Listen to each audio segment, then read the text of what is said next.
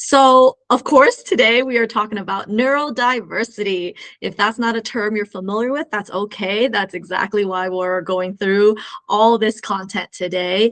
If you have questions at any point, please don't wait to the end. Go ahead and tap it in to the chat. And if we're able to answer it in the moment, so Dirk, if you see something that's relevant in the moment, feel free to unmute and let me know. Otherwise, he'll collect those questions towards the end as well. We want to make sure this is as meaningful of a hour for you as possible. All right. So again, welcome. We are Brain Balance of Greater San Diego. We have 3 locations here in San Diego, by the way. One in Carmel Mountain Ranch, a satellite center in Encinitas, and then another satellite center in downtown Chula Vista. We have some community partners here today, like Patricia, who are in the South Bay with us, and will support you as needed as well as we go through this training. Okay, so big thing is today is for informational purposes only. I want to make sure that if you have any specific questions about these different neurobiological experiences, if you're looking for a diagnosis in particular, please take today's content for education, talk to your provider, or you can let us know that you are interested in those goals, and we can help direct you as well. Okay. Some community guidelines. Today, we are talking about a sensitive topic for some. And so I want to make sure that we're all on the same page and creating that safe space for one another. One thing is, please be open and curious, just like John was saying. We're all here as learners and as teachers. You all have different lived experiences than myself, whether you're a professional, a parent, or in the industry similar to me. We all have something to contribute. So please don't be shy, all right? And have a growth mindset and be mindful and respectful when we are engaging and making sure that we not only take space and speak up, but also make space for others. Of course, be kind, be empathetic, be compassionate. And the biggest thing I like to emphasize too is practice a neurodiversity affirming lens. And what that means is that not only do we acknowledge the struggles that someone who is going through some of the things that we're talking about today might be experiencing, but you also see the strengths and the positives that come along with it, so that we all are a welcoming community, so that people have a sense of belonging. Okay. All right. So today our flow would be talking a little bit about brain balance. Who are we today? What brought you here? What is neurodiversity? What are some common neurobiological experiences? You'll hear me say some different terms that I'll define as we go on. What are some best practices and considerations? And then, of course, a more formal Q&A at the end. I will do my best to fit within the hour, by the way. I do have a habit of wanting to tell you as much as possible. Okay, I invite everyone to participate as much as possible throughout this training. One of the things I would like to invite you to do is a little warm-up activity to get your brain tickled and just ready and prime it, ready to engage with me. So I invite you, if you would like, to please take a big breath in and a big exhale out your mouth. Let's do a couple more of that.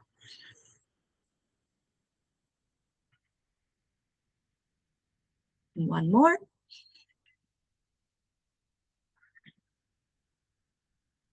Breathing is really good to immediately reset your nervous system and calm everything and get you engaged. So now that we've done a little breath work, I invite you to play a little game called Amanda Says. You might have played this when you were younger. It's very similar to what Simon says, but this time it's whenever you hear Amanda says, you do the activity, and whenever you don't hear that, you're not supposed to do the activity. The catch is if you get caught doing the activity without Amanda saying, it's okay, please continue engaging rather than sitting out like we would have as children, okay? So my first test here is Amanda says, please stand up if you're not already standing. Amanda says, pat your head. Amanda says, tap your shoulders. And you can stop. Amanda did it! Okay, keep tapping your shoulders. That's where we left off.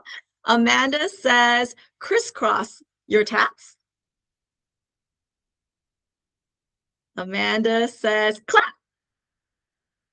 And then keep clapping. Ah, okay. If you're still clapping, you're with me. Okay. Amanda says, stop. Amanda says, lift your knees. You can't see my knees right now, but lift your knees towards your belly like you're marching. And what I want you to do is engage your core as you lift your knees rather than just throwing your knees up. Really engage that lower core. So Amanda says, stop. Amanda says, now tap your hand to the opposite knee. It's called a cross crawl. Let me see if I can show you a little bit. So a hand to the left knee. My left hand is going to the right knee. Okay, so Amanda says, do a cross tap. It's called a cross crawl. And you can stop. Ah, if you stopped, Amanda didn't say. Okay, Amanda says, while you're standing there, do a one leg balance, like a flamingo, basically. And really engage that core, making sure that you feel stable. If you don't, of course, use some supports. And then switch. Ah, did you switch? Amanda didn't say, but Amanda does say switch now. And see which leg is more comfortable. Balance is essential for how we can tap into our own emotions and regulation, and core strength is the baseline for processing speed to the brain. So both core and balance are essential. Okay, Amanda says stop. Amanda says raise your arms up really high, reach for the ceiling. And Amanda says bend over as far as you feel comfortable to really feel that back stretch. Go ahead and wiggle it out. Amanda didn't say wiggle it out, but please, Amanda says now wiggle out whatever feels good. And whenever you're ready, Amanda says slowly raise, and you can either take a seat or keep standing with me today. Okay, that little activity there's one of my favorites. It required a ton of different brain systems working together to help you not only listen to what I was saying, but have impulse control, be able to visually engage with me, to be able to tap into the core I mentioned, to the balance and vestibular system. These various motor planning and critical thinking skills to processing skills are essential to how we engage with the world within us actually and around us. So we'll talk more about these brain systems in a moment, okay? All right, give me a sec. All right, so again, I'm Amanda. For those who just joined us, welcome. We'll be engaging with you throughout the training today. Please feel free to write your questions into the chat box. We also have Dirk here who is supporting us and making sure that everyone is getting the most out of this training. I have been with Brain Balance for quite a number of years now. My background has been in education for the last about 20 years now. I am internationally board certified cognitive coach and mindset certified for behavior. And this is really my passion. What brought me to Brain Balance was the fact that their mission was so aligned with mine in wanting to give everybody the opportunity to meet their potential and really thrive. That's such an important goal of mine. I don't want people to survive through their everyday life. I want them to really thrive and flourish, and making sure that they have the right support and that we're not just band-aiding the challenges they may be experiencing and not disregarding that either and telling them just to cope and it's not a big deal. So today, again, for those that join, I really hope that you can come in today with that growth mindset, that you're able to contribute as well to the group and the experience and the learning. And keep in mind that this neurodiversity 101 training is such a tiny portion of a much bigger training. I just want to make sure I give you that taste to have something to take away and action steps, of course, so that you can implement these strategies right away and know that we have additional trainings that we offer throughout the year and throughout the community. In fact, one thing that I'm very proud of in my career is establishing Brain Balance Day in San Diego County. If you are around here, I know we have people from around the nation today, July 10th. So if you're nearby, please stay tuned. We'll have a nice celebration. This is because in recognition of the type of unique brain health work we do for all ages. And we've actually done joint presentations and trainings with the County of San Diego as well. But other collaborations include with the San Diego Public Libraries, Chula Vista Elementary School District, private schools, private institutions, all interested actually in this very topic today. Because here's the thing, every single one of us interact with someone who is neurodivergent every single day, whether we know it or not. And it's definitely a hot topic because we know now we need to recognize how to best engage and uplift and celebrate everyone's differences, because that's what makes the world go round. All right. So brain balance, how do we get involved in this? So we are a holistic, evidence-based program that really focuses on brain health and brain performance. The type of people who tend to come to us are looking for help with ADHD or ADHD symptoms. You don't have to be diagnosed. So focus for sure is a big one, working on executive functioning skills, to mental health challenges like anxiety or anger management, depression. There are those who want to improve their learning skills or cognitive skills. Maybe it's challenges with reading like dyslexia, to it could be problem solving, it could be planning, time management, I would say, and prioritization. That was a big conversation yesterday. Others might have had trauma or traumatic brain injury, so childhood trauma or PTSD or traumatic brain injuries from different life experiences, who might want to also come and improve the neuroplasticity in their brain, meaning the brain can change, so improving the overall functioning. And we also have people who are interested for enrichment. They're just trying to be their best selves and or want to increase their skill sets in their specific hobby and sport, especially with some of the top athletes who go through our program too. So we see it all.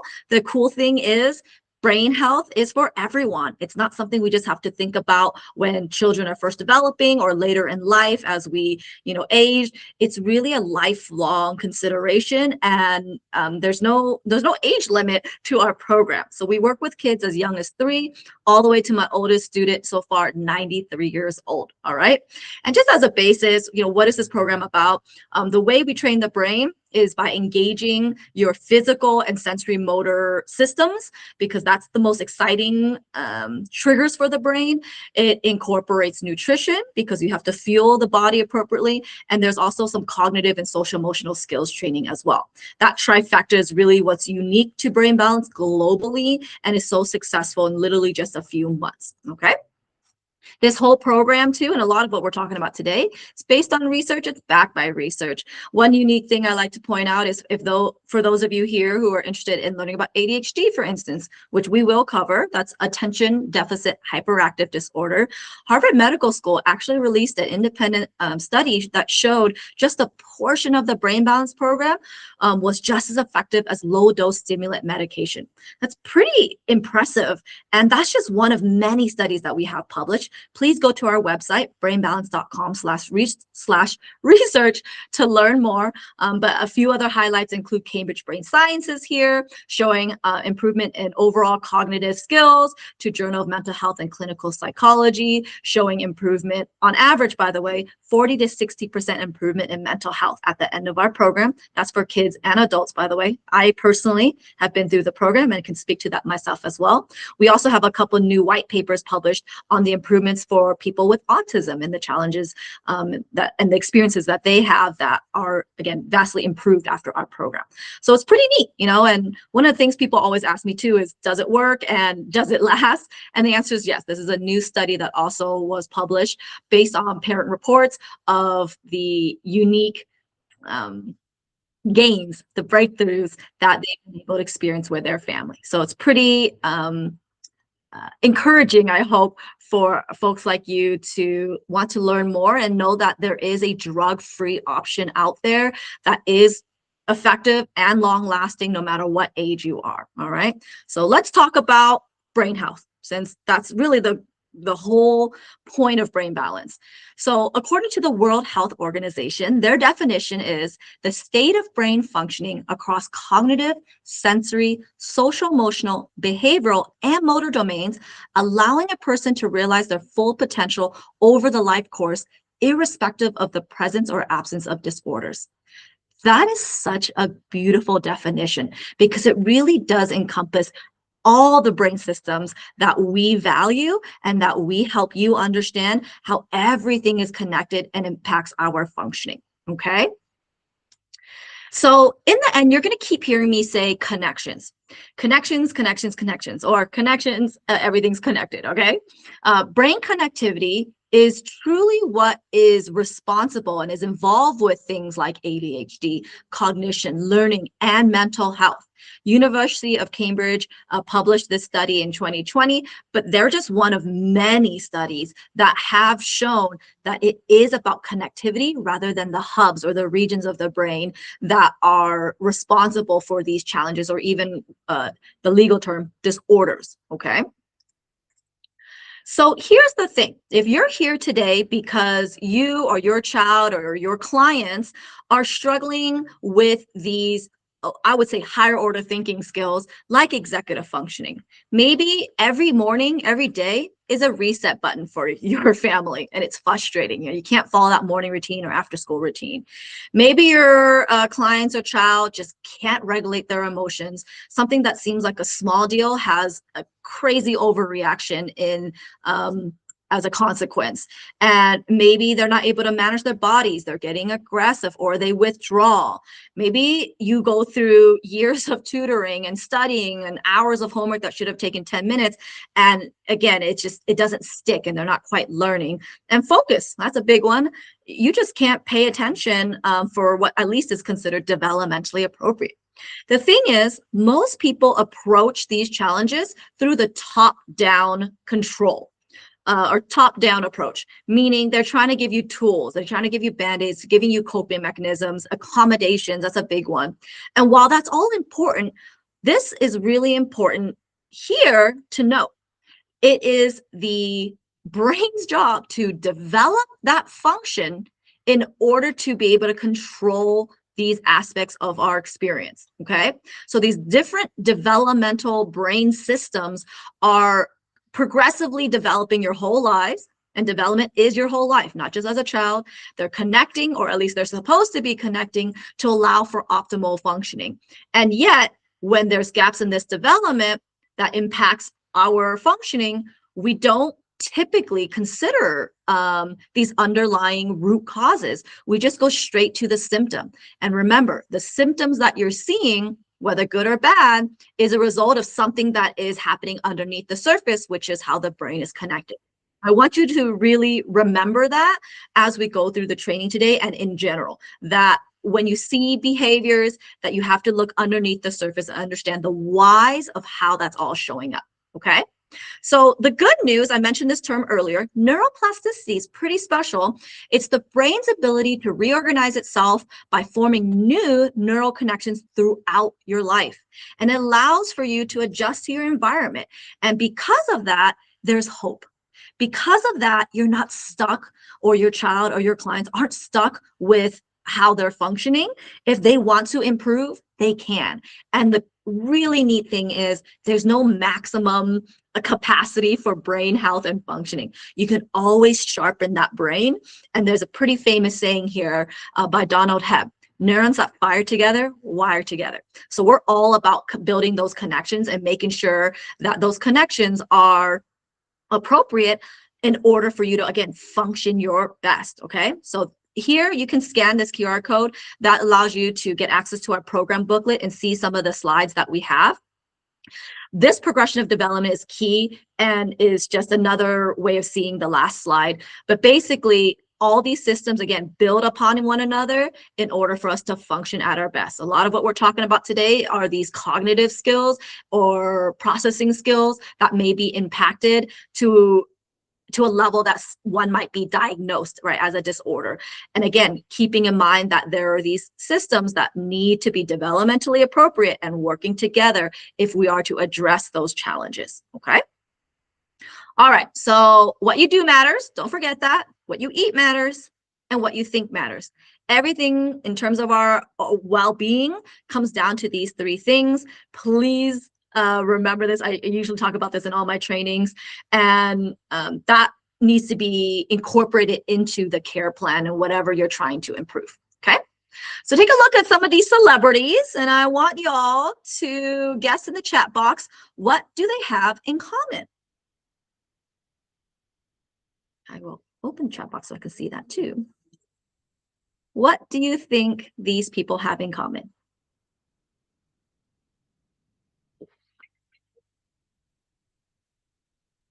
Oh, do we have shy folks today? That's okay. Let me keep moving along. What's unique about this diverse group of people is that they're all neurodivergent. I love it. Brains, they're all professionals. So here, if you don't know who they are, we have Albert Einstein here, Greta Thunberg, and Temple Grandin here. These three have autism. At least Albert Einstein, they estimate that he had autism given some of his traits. We have Justin Timberlake here. He's a singer. He is open about his ADHD and obsessive compulsive disorder as well, OCD. We have Simone Biles, our famous US gymnast, who is also open about her ADHD and anxiety. And then we have Steven Spielberg and Whoopi Goldberg, who are in the film industry. Both of these individuals have dyslexia, so trouble with reading and decoding. And what's really unique is, despite these neurobiological differences that some people may see as a diagnosis that can hold you back, let's put it that way, that's not true for these individuals. These folks have really owned their experiences, and they're still very successful, and they make a pretty incredible impact in the world. And what's really unique is, in terms of success, especially because sometimes people get discouraged when they get diagnosed, the most successful people in the world, at least half of the billionaires in the world, are neurodivergent, which is really neat. And I'm giving you hints right now because I'm going to ask you some questions later. It's important to know this because they need to think differently to make the world go round. Okay, so what are we talking about here? If you're not familiar with what these terms are, let's go through quick definitions. Neuro means the nerve or nervous system, often associated with the brain, right? There's neurotypical. It's describing a person who falls within the societal norm, whatever that may mean, all right? There's neurodivergent, so a person having a brain that functions in a pretty different way than the majority of the population. And then neurodiverse describes that group of people. So in the last slide, I mentioned as a group, these are neurodivergent individuals represent a pretty unique neurodiverse group of professionals, okay? And then there's neurodiversity. It's the celebration, the acknowledgement, and acceptance of the infinite variations in neurocognitive functioning.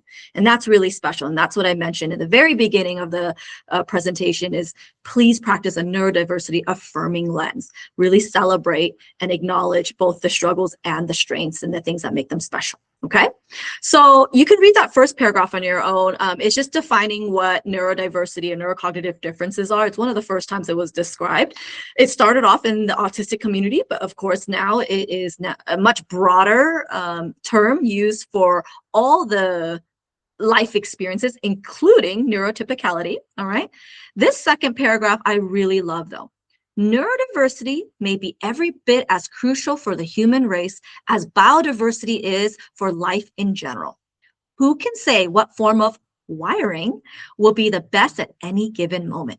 How unique. Harvey Bloom was one of the first people who started writing about neurodiversity in print back in 1998. So wiring, again, that term comes up again because neurodiversity is about brain connections, okay? And how he honors how unique and helpful it can be for the world. Okay, so quick statistics, because why are we talking about this? Why do we care? Earlier I said I guarantee every single one of you are interacting with someone who's neurodivergent every single day if you're not yourself. And the statistics are 15 to 20% of the global population is neurodivergent. In the US, about 1 in 8 Americans, and yet only about 10% of employers actually factor this into their management practices, okay? Which is why I get hired to talk about this as trainings at different companies. Keep going. Here is a unique slide. Take a picture of this if you would like, screenshot it. Diversity and equity and inclusion all mean different things, but they interact with and rely on one another. Equity is the goal of diversity and inclusion. Equity is the goal of diversity and inclusion to achieve belonging, which I mentioned earlier. We want to talk about all this today because my goal is to create, or at least influence and create that ripple effect for more belonging in our communities, workplace, home life, everything. Okay. So I need some participation again in the chat box. What do you think are some of the challenges that individuals who are neurodivergent, what might they be struggling with? What are your thoughts?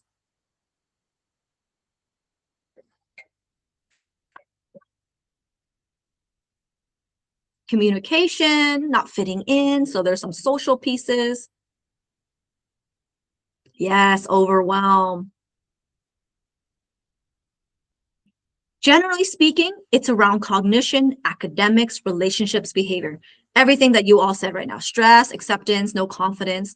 So the communication skills, how we regulate ourselves, how we learn, our sensory integration to not be overwhelmed as well, the cognitive and sensory integration, coordination, executive functioning, focus, all that can be impacted. Now, flip side, what are some of the strengths? Let me hear it, y'all. Let me hear it. What are some of the things that are to be celebrated and acknowledged and supported? I think I saw think outside the box. Yes, pattern matching. They can see different patterns and different solutions in general. At least for some, not everyone, but that's some of the things. They like to challenge themselves, absolutely, for some at least. So the superpowers could be in creativity, innovative thinking, memory, verbal skills, hyperfocus, resilience, sensory awareness, honesty, authenticity. And this image here I really like too, because it shows a lot of the overlap of the different neurobiological experiences and some of the positives around these different diagnoses. Okay, so what are the common neurobiological or neurodevelopmental experiences? And I keep saying this, by the way, because remember, it's about the brain, it's about connections, all right? That includes attention deficit hyperactive disorder we've been mentioning, the autism spectrum disorder, so ASD, to something like dyslexia. Dyscalculia is trouble with math. Dysgraphia is trouble with handwriting and fine motor skills, to dyspraxia, which is a disconnection of mind-body too, that can impact a lot of coordination skills. Sensory processing disorder, anxiety, to reading and comprehension, and executive functioning. We're only going to talk about 3 today.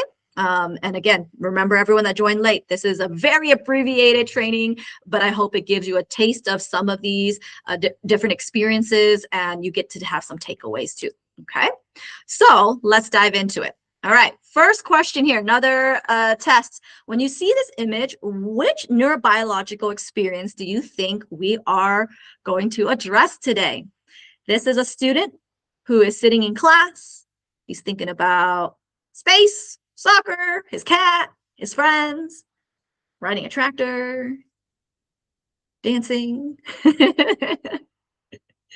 Any guesses which neurobiological experience or neurodevelopmental experience we are talking about? ADHD, that's right, thank you. So here's the thing. This is another really unique quote. The brain of someone with ADHD is like a Ferrari, but with bicycle brakes. All right, there's a lot running around in there, but it's hard to slow down, okay? So what is ADHD? It's developmentally inappropriate levels of inattention, hyperactivity, and impulsivity in at least 2 different settings that cause severe interference with functioning or development. There are different levels and types of ADHD. Keep that in mind, okay? If you remember ADD, same thing. The new term is ADHD. And again, you could be just inattentive versus hyperactive, etc. Okay? So question for you now. What are some of the challenges? Well, actually, I'll go through the challenges. You start thinking about the strengths, okay? Some of the challenges I think are pretty common for a lot of folks is the inability to focus, or they hyper focus. Okay, and that could be a challenge too. You can't get pulled away from what you're interested in. You might be hyperactive and disruptive. Maybe you're really fidgety. Maybe you're really impulsive, whether it's the touching, the climbing, or the interrupting. Poor executive functioning oftentimes overlaps with ADHD, and time blindness. That means their sense of time. So if you want them to manage their time, it's just not always going to happen, because what they think is something that will take 10 minutes might take an hour, for instance. Okay, so those are some of the challenges. But what about the strengths? What are some good things about being someone who has this diagnosis, ADHD?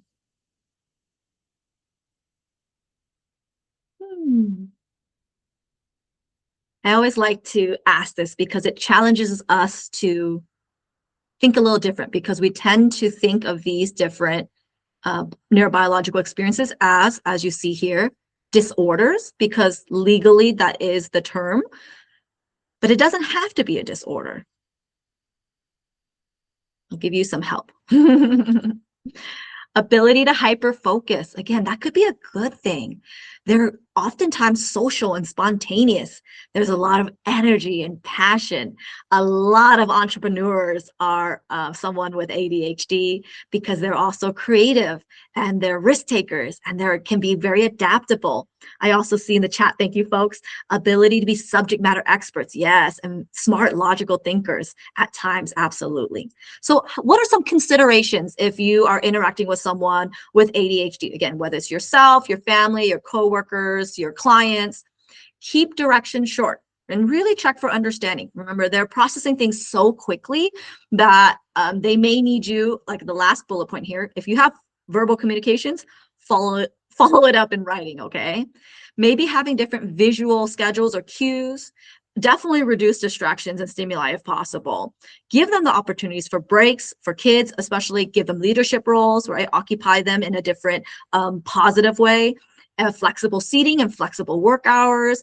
It's just important to be able to adapt to them as well, and not just be like, oh, I said it once and you should have heard me. Okay, so those are some considerations for ADHD. All right, if you have questions, go ahead and put in a chat box. I'm going to move on to the next thing. All right, so the next quiz here is this individual who's in a grocery store. Everybody's shopping, but this individual is covering their ears, and there's a little quote to the side: a symphony for the senses that's not always in harmony. What do you think we are addressing next? Which neurobiological experience?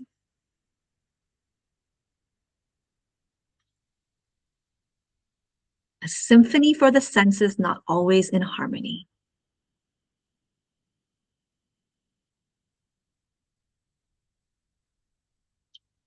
Sensory processing disorder, SPD. This is difficulties with organizing and responding to information that comes in through the senses.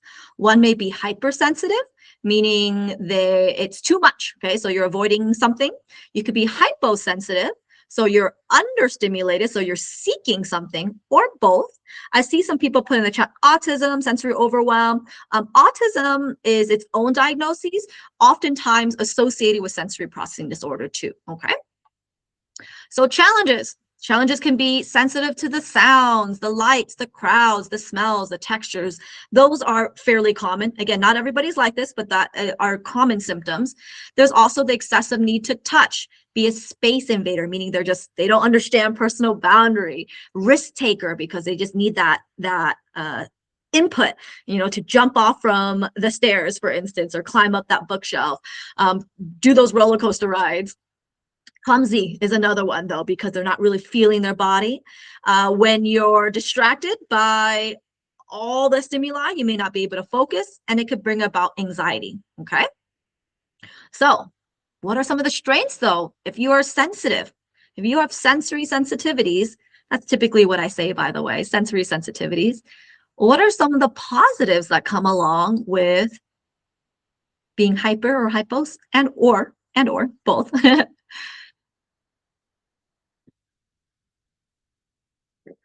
Can work alone and be independent.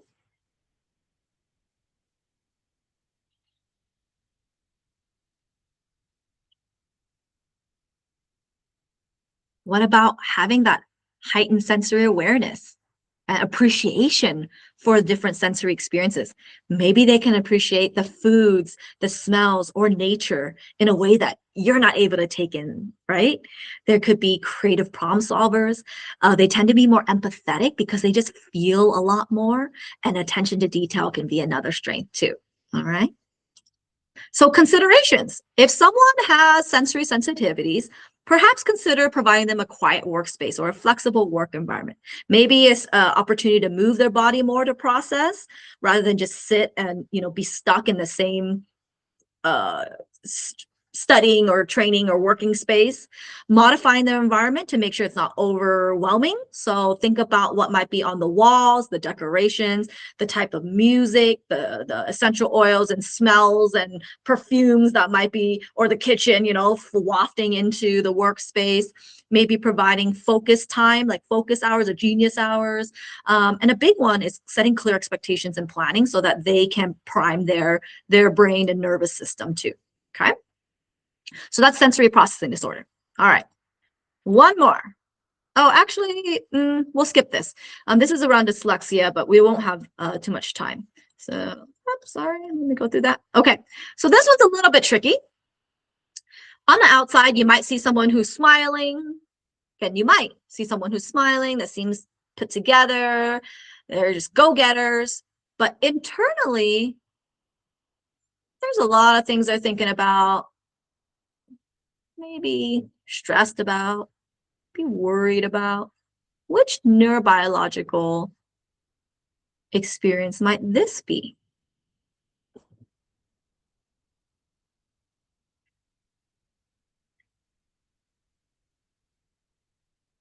How about anxiety? I see masking. Oh, yeah, there's definitely masking happening. The term for this experience, though, is anxiety. Masking, by the way, thank you for saying that, can happen for any of the different neurodivergent experiences, all right, neurobiological experiences. And that's something we're trying to encourage people to not have to do. That's part of this training. And the neurodiversity affirming lens is allowing people to be who they are without having to cover that up and pretend they're not, and pretend they're something else, or pretend that they're neurotypical, for instance. Okay. So anxiety, it's excessive worrying more days than not for at least 6 months about different events or activities. There's different categories for anxiety too, okay? This is just a general definition. Some of the challenges may be restlessness, they may be on edge or irritable, difficulty with sleep. They might have some somatic symptoms and physical ailments like stomach aches, headaches, body aches. They may be withdrawing socially, or they're constantly seeking approval, asking for reassurance. Maybe this is someone that you work with or your child that's, you've already answered their question, but they're constantly asking you the same thing and needing that reassurance, okay? So that can be really tough. However, when you tend to be anxious, there are some strengths that come along with it. So let me hear it. What are some things that can be positive when you have anxious tendencies?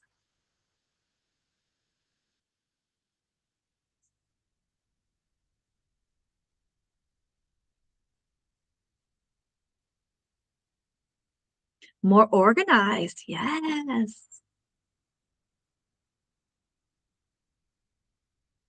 Thank you so much, everyone, for chatting with me. They can overthink and analyze in a way that allows for attention to detail too. Yes. I love this. So preparedness, heightened sensory awareness, resilience, depth of thinking, attention to detail, adaptability, empathy, for sure. So good. So some considerations. If you know you're dealing with someone who has anxiety, front load, schedule, timeline, again, clear expectations are really important, while also teaching flexibility and offering flexibility as well. Positive affirmations and positive reinforcement tends to be quite positive for individuals with anxiety.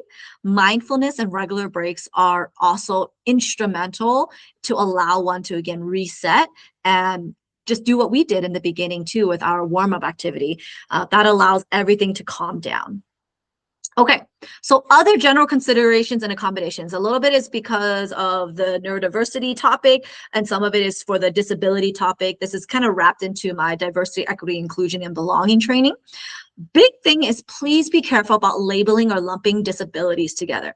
Don't make assumptions of what someone can or can't do. That's why, while we were talking about these different experiences, that they may struggle with this, and this might be a strength for them. Don't assume, all right? There's a pretty common saying in the autism community where if you meet one person with autism, you meet one person with autism. And that's so true. So respect individuals, no two people are alike, and really take their lead. That's a big one. Take their lead. So asking before you help, for instance, approaching things with curiosity, using, generally speaking, person first language. So Amanda, who has ADHD, versus that autistic person. I do want to say, I put this as an example for a reason. Some people in the autistic community want to have that identity first language. So take their lead. And if you're not sure, ask if they're whatever they're most comfortable with. Okay.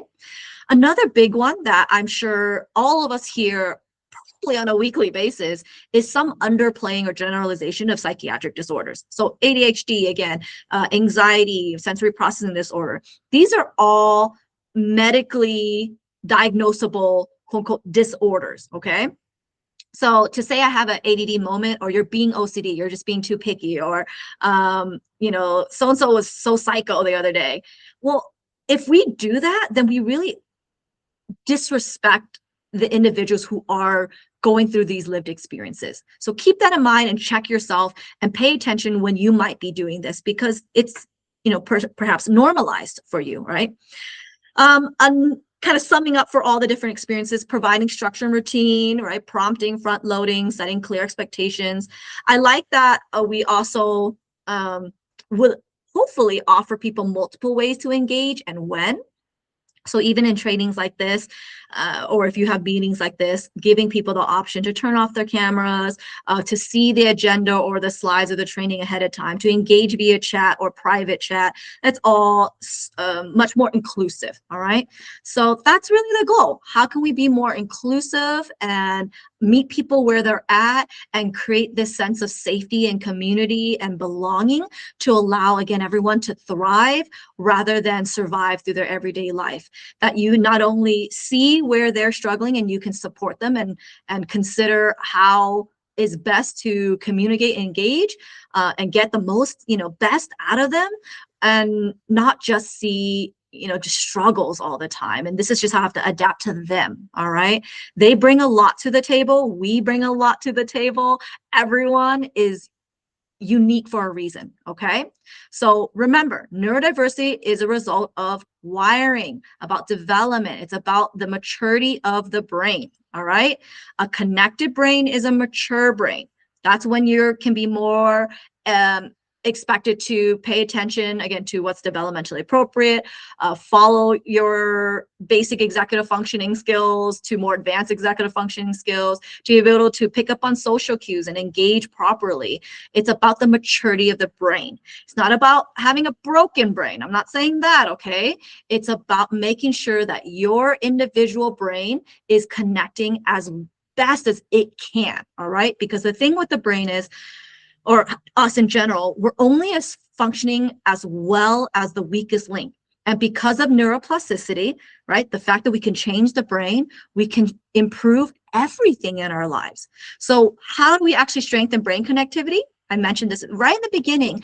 It's about that sensory motor training. And at Brain Balance, we really engage all your senses and all that very specific movement to allow that brain to be the most mature it can be, to help elevate your performance, not change who you are, not fix you, not try to make you neurotypical.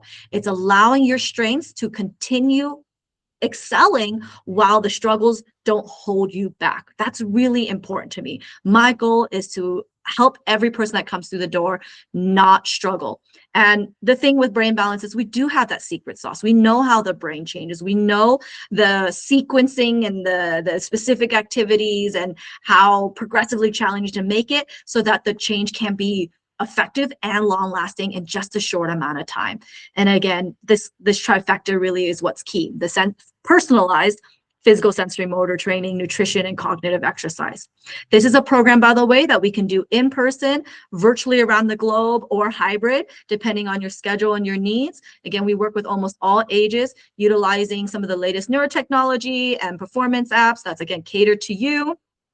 Here's a look at what it would be like for some of our kiddos, doing quite a few different exercises across that developmental pyramid I showed you earlier, from reflexes to core to different body awareness and balance, coordination and agility, rhythm and timing, cognitive skills, processing skills, and it's fun. You know, we have a lot of students who I stay in touch with, and you saw, for those that were on earlier, their testimonials.